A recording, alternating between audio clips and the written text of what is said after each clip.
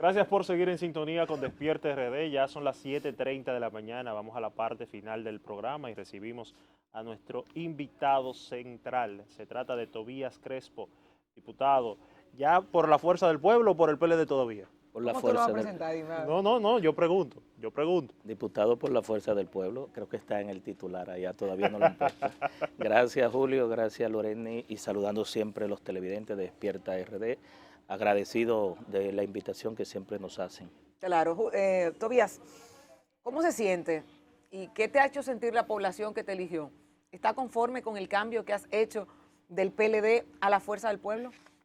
Claro que sí, fue una decisión que se tomó de manera muy voluntaria, muy decidida y sobre todo con el ánimo de seguir trabajando, que es lo más importante. Si yo todo lo que he hecho en la vida desde los 14 años que salí a trabajar es precisamente esforzarme, trabajarme. Hay grandes retos y desafíos de lograr con la fuerza del pueblo convertirla en la principal fuerza política de la República Dominicana en opción de poder y nos acomete una gran cantidad de trabajos, tanto de planificación organizativo, que tenemos esta experiencia. Yo creo que desde el punto de vista de la decisión recibí muchas felicitaciones, mucho aliento de una gran cantidad de personas que sabiendo el legado que dejábamos 34 años atrás, pues respaldaron esta decisión y ya eso es pasado, ya nosotros estamos, incluso esta misma semana inicia, ya lo anunció el presidente de la Fuerza del Pueblo, Leonel Fernández, el proceso de inscripción y reinscripción de afiliados que es previo al primer congreso profesor Juan Bosch de la Fuerza del Pueblo que inicia precisamente el 6 de octubre, que es el Día de la Constitución, y termina el 27 de febrero, que es el Día de la Independencia Nacional. Durante ese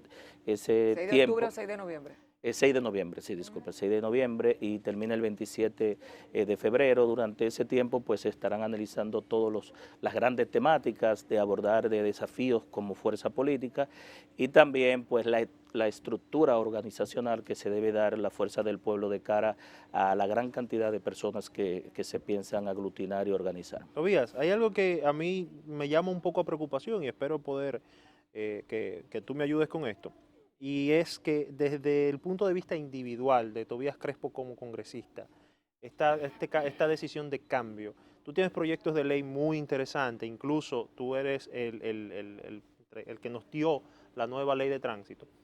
¿No te preocupa que este cambio a una fuerza del pueblo desde un PLD no puedas tú concitar el apoyo para seguir dándonos proyectos de leyes como los interesantes que tienes, con uno de telecomunicaciones mencionabas? ¿Y no te preocupa que no puedas lograr este apoyo, este consenso o este gran, que se sumen la cantidad de congresistas que se sumaban anteriormente por ser del PLD? ¿No te preocupa eso? Bueno, precisamente, déjame decirte, Julio, que de 5 proyectos de leyes que yo sometí a la Cámara de Diputados, se promulgaron 3 de ellos. Y los resultados de esa promulgación fue de manera unánime. Voy a retomar el tema de la Ley de Movilidad, Transporte Terrestre, Tránsito y Seguridad Vial, la Ley 6317, fue respaldada por todos los partidos políticos, incluso los voceros de cada una de las bancadas, designaron en nosotros el rol de fiscalización de esa ley. Cada una de las iniciativas que hemos sometido ha logrado el consenso, no solamente en la Cámara, así pasó en el Senado de la República, es decir, la ley de las fotos de los patricios, la ley que declara el 23 de septiembre Día del Atleta en condiciones especiales. Tenemos otro proyecto de ley que todavía no ha sido aprobado, aunque ha ido varias veces al Senado, que es el del lenguaje de señas para los sordos y el sistema braille, aparte de la 6317, y en todos hemos tenido el apoyo, tanto en el Senado y en la Cámara de Diputados, de todos los partidos políticos. Lograr un consenso en una diversidad, como diríamos, un arco iris de pensamientos de colegas que tienen a veces pensamientos y propuestas diferentes, y qué bueno que sea así, porque yo soy de los que entiende que donde 10 gente piensan iguales, 9 sobran, es decir, no es obligatorio que todo el mundo piense igual que tú, por eso está la diversidad.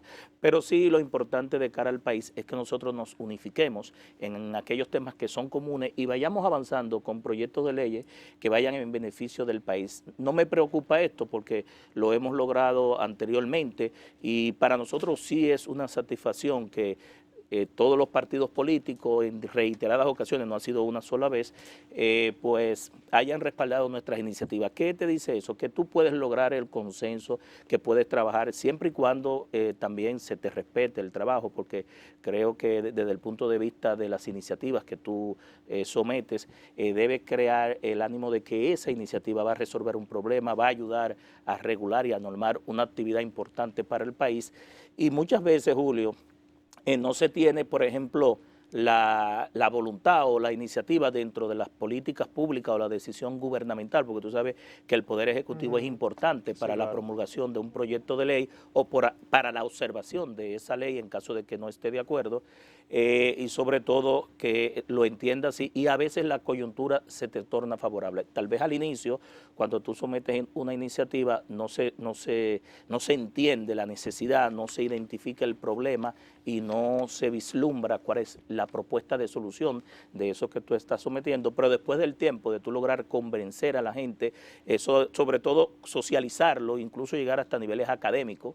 Yo en todos los proyectos siempre iba a los medios de comunicación y hay que convencer a la prensa también de que estas iniciativas son importantes. Eso se puede lograr, no importa dónde tú estés, porque en definitiva, siempre y cuando tú des en el centro de un problema y luego con esa normativa tú vayas a resolver por lo menos la parte jurídica, porque aquí también creemos todos que se resuelve con leyes y no es así. Ya hay muchos temas que están regulados, que están normados, que si uno somete, entra en lo que se llama sobre legislación o hiperlegislación y que no es necesario porque ya está regulado por otra ley. Y muchas veces la ley lo que te da es el esquema para tú enfrentar de manera normativa los problemas y los conflictos que se dan en los sectores y en la sociedad, pero la voluntad política es importante, los recursos son importantes, el conocimiento de la ley, el cumplimiento de ella, y que los otros poderes entiendan que deben aplicarla, porque también de nada sirve una ley si aparte de que no es bien aplicada en la justicia, el régimen sancionador, y cuando hablo justicia, no solamente sino en lo penal, sino en lo civil, y el Ministerio Público, que también en la parte penal encabeza la investigación y hace los sometimientos cuando es acción pública, pues entienda el rol y haga los sometimientos de acuerdo a la ley. Digo esto porque sé que, por ejemplo, con la ley 6317 todavía en algunos escenarios se está aplicando la antigua ley 241 y todo accidente o todo conflicto que se generó posterior a la 6317 hay que trabajarlo con el nuevo marco. Mira, tú sabes que justamente iniciando este nuevo periodo que ustedes como legisladores desarrollarán, hay puntos pendientes y esos puntos está uno que se reintrodujo la semana pasada con el Código Penal, las 3 causales, sacarlas aparte, entre otros temas, la ley de extinción de dominio. ¿Cómo estás tú con esas causales y con esos temas que están pendientes en el Congreso? Yo entiendo mi posición personal, no estoy hablando por la fuerza del pueblo, ¿verdad? Porque el vocero de la fuerza del pueblo establece la posición legislador. Pero como legislador yo creo que nosotros más que las causales debemos preguntarnos todos si queremos código penal. Es la principal interrogante, porque cuando entramos las causales entramos en un tema que segrega, que divide, pero no solo en República Dominicana, en todo el mundo el tema de las causales, del aborto, la interrupción de la vida, crea problemas en diferentes sectores. Entonces, estamos dejando, Loreni, de aprovechar alrededor de 175 artículos que establece el nuevo Código Penal que van a dar de frente al crimen organizado, al narcotráfico, a la delincuencia y algunas tipificaciones que el sistema de justicia actualmente no tiene cómo abordarlo. Y sobre todo de que es el único tema en ese artículo que divide a la sociedad. En ese sentido, yo creo que la sociedad hace tiempo está demandando una ley que nosotros tenemos más de 20 años trabajándola, y también el Código Civil, el de procedimiento civil. Tú hablaste de la ley de extinción de dominio que va a complementar el Código Penal, porque ¿qué pasa en República Dominicana? Que una persona delinque, establece mafias, el narcotráfico, por ejemplo, es extraditado, informa o habla en el país donde lo piden en extradición, cumple porque se le reduce la sanción, lo que se llama la suspensión condicional del proceso, un juicio abreviado, y retorna a la República Dominicana con todos sus bienes. esa persona está en capacidad de ser presidente de la República, senador, de ocupar cualquier función pública y con recursos, es decir, que como aquí no se le Tendría inició, ventaja. como aquí no se le inició ningún sometimiento, esa persona todo lo que acumuló, pues lo sigue utilizando, pero posiblemente ha dañado a toda una sociedad. Yo digo que a veces el tema del narcotráfico, el crimen organizado, mata más que el tema de las causales del aborto, porque cuando tú estableces toda una divulgación de esa sustancia, está matando a una sociedad, es decir, estás atrayendo unos jóvenes, unos adolescentes hacia llevarlo a ser enfermos, ¿verdad? Se debe conocer por separado, entonces. Yo entiendo que sí. Si nosotros queremos código, ahora si no queremos código y seguimos insertando el tema de las causales, no vamos a tenerlo porque siempre está esta presión. Yo digo que incluso la misma Constitución de la República establece en el artículo, creo que es 37, el derecho a la vida desde la concepción. ¿Qué significa esto? Que si se ponen las causales y alguno de los sectores interesados va al Tribunal Constitucional, pudiera, no el código, pero por lo menos ese artículo, revertirlo desde esa óptica. Y en el caso contrario también, si se ponen las causales en una ley especial aparte, aprobamos el código como entiendo yo que debe de ser, entonces los sectores opuestos a esas causales pueden también ir al Tribunal Constitucional y viceversa. Es decir, yo entiendo que para eso el Congreso se dio unas altas cortes, para que decida en justicia lo que está establecido en la Constitución y que los conflictos entre sectores se derivan. Pero nosotros ya debemos asumir la responsabilidad de que haya código. Tobías, ¿por qué tanto tiempo se ha tomado esto y ahora se está teniendo esto como prioridad?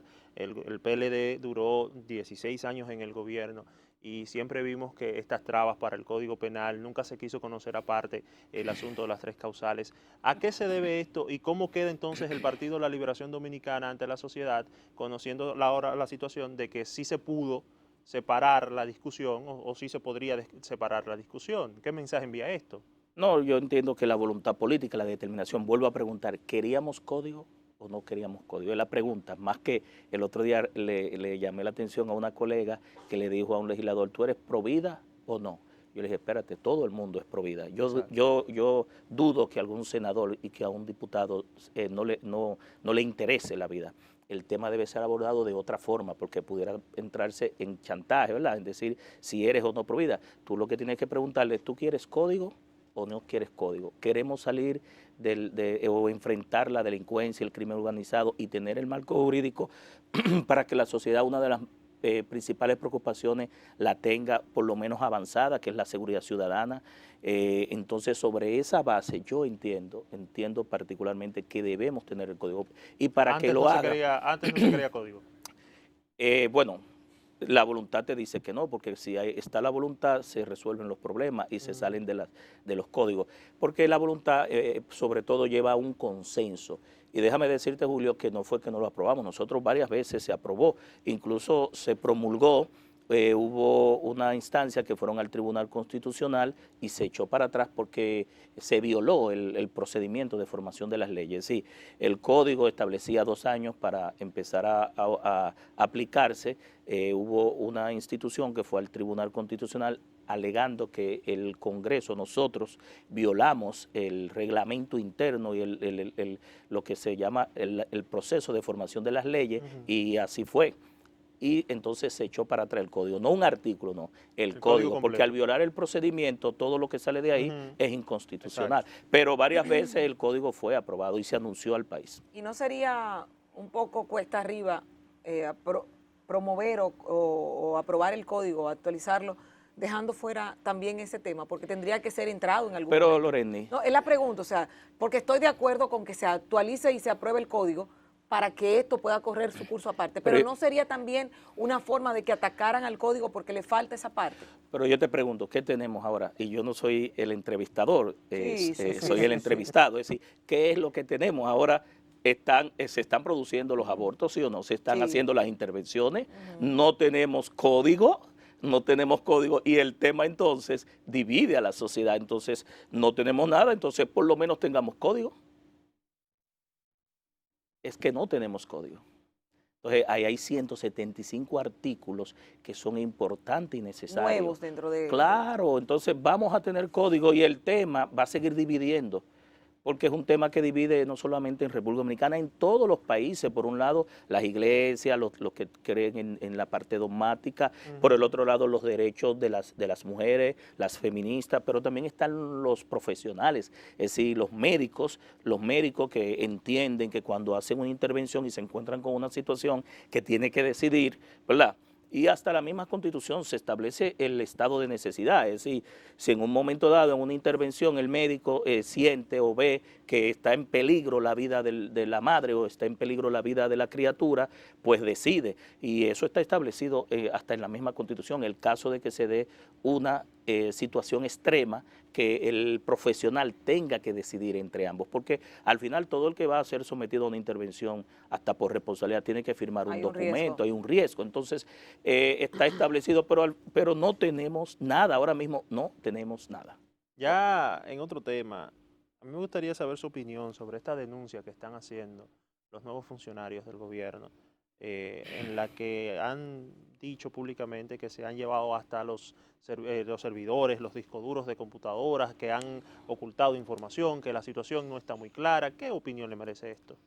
Bueno, la opinión nuestra es que se debe pasar de la denuncia a la acción, que deben establecerse los niveles, primero la investigación, para que no se vea que se está trabajando esto como traído por las greñas, una investigación seria con todas las evidencias, las pruebas, la documentación, someter a la justicia a los culpables y sobre todo no solamente que paguen, sino que en el caso de corrupción se le devuelvan los recursos robados o extraídos al Estado, a las arcas del gobierno. ¿Da crédito usted a esta posición fijada por estos funcionarios? Dígame. ¿Da crédito? Bueno, no estoy como incumbente haciendo las investigaciones, pero todo el que llega en un gobierno nuevo investiga y hace una auditoría, que es lo que procede. La gestión anterior, si hay anomalías, irregularidades, situaciones de corrupción, violaciones a los códigos o a las leyes, pues es responsabilidad de ese funcionario iniciar los sometimientos que la Procuraduría General de la República pues debe someter a los tribunales. Ese es mi entender, de que todo el que logró extraer recursos del Estado los devuelva y que también pague, porque el hecho de simplemente devolverlo no quita el ilícito o la intención dolosa de quitarle, por ejemplo, pruebas rápidas al sistema de salud, una computadora al sistema educativo, es decir, que se lleva un peso del Estado, le está quitando servicios a la ciudadanía. Así es. Tobias, ¿cómo quedaron las relaciones tuyas con tu anterior partido, el Partido de la Liberación Dominicana? ¿Qué tal tus vínculos con sus integrantes, los que continúan ahí? Bueno, es que el Partido de la Liberación Dominicana hay mucha gente buena, hay mucha gente que meritoria, hay mucha gente importantísima. Nuestras confrontaciones no fueron con el PLD per se, sino con esa cúpula, un grupo muy reducido, ¿verdad? Que llegó, yo digo que llegó hasta de último, y llevó a que el PLD cayera en lo que es hoy, sin Pero entender si son más lo que los era. buenos, ¿por qué no te quedaste con los buenos? Porque y sacaron ustedes a los porque malos. quienes dirigen Son la los malos. cúpula, exacto, son los que han dañado, y ya yo los puse en una comunicación. Yo creo que ahí hay una gran cantidad de personas valiosas, incluso están de manera masiva llegando a la fuerza del pueblo y juramentándose, renunciando, porque entienden al igual que nosotros todas esas situaciones. Y hay que recordar que nosotros, Lorena, fuimos electos en unas elecciones internas ahora, ¿verdad? El 6 de octubre, con un padrón abierto por todos los votantes de la sociedad, no solamente los PLDistas, sino que nosotros tenemos simpatía a lo interno y hacia afuera. Y luego hacia afuera también fuimos electos por la sociedad, con ya una repetición de padrón abierto. ¿Qué significa eso? Que al final uno se debe no solamente a los militantes y miembros de su partido que trabajan por uno, sino también a una sociedad que entiende, valora, te monitorea y reconoce tu trabajo. Es decir, cuando tú te presentas al electorado, hay votos que no son tuyos, que a veces son prestados porque en una situación específica entiende que tú eres que lo puedes representar, pero hay otros que sí son de tu equipo y que tienen fidelidad o lealtad hacia una propuesta y que te acompañan siempre. Pero vuelvo y repito, aquí el problema no son los y las PLDistas. Yo creo que la mayoría de ellos van a perder su trabajo, no van a encontrar cómo definir su situación. Y entonces es una situación muy dramática porque al salir del Estado van a buscar culpables. ¿Y quiénes fueron los culpables? Pues precisamente quienes dirigieron los procesos que llevaron hoy a la situación que se tiene. ¿Se ha visto una especie de merma en el paso de dirigentes del PLD a la Fuerza del Pueblo?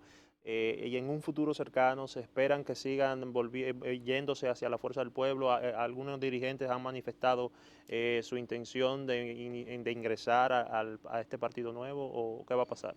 No, yo creo que no, ha sido lo contrario, aunque tú no has visto, porque los temas del gobierno posicionan, ¿verdad? Claro. La agenda y la opinión pública, pero hacia lo interno de los partidos se da todo un sistema de movilización, de movimiento, sobre todo personas apuntando a futuro el escenario que sería a partir del 2024, del 2028, y lo que nosotros estamos viendo, por lo menos en nuestra circunscripción, que yo asumo que se replica en todo el país, es una gran cantidad de personas renunciando, llamando para ser parte de la Fuerza Pública, y sobre todo que esta semana inicie el proceso de afiliación, reinscripción de los que ya estaban, empiece el Congreso, pero hay temas de la agenda que han dominado el escenario, que precisamente no son los políticos, sino lo que la gente está reclamando, los temas del nuevo gobierno, los temas del año escolar, el tema del COVID, las designaciones y todos unos temas que dejan en segundo plano la parte política, y generalmente es así. Después de 100 días, pues ya se entra en un proceso, ¿verdad?,